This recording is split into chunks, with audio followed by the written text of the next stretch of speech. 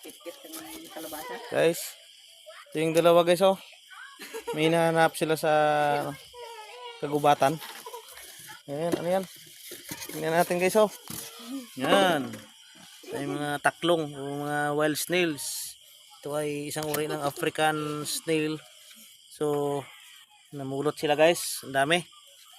Lulutuin namin to. Mga siguro mga 3 days. Ano namin pa, ano muna, yung tao dito. Nada, paluaron. Ayan guys oh. Si Uyok, si Wingwing. Adubuhin namin to guys sa ano, susunod na araw. Libot na mga. Ito yun, banda ko. Ito. Kanto na mo to. Okay, so.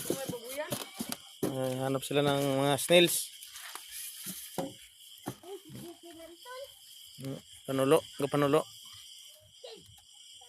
Oh, ang ulan.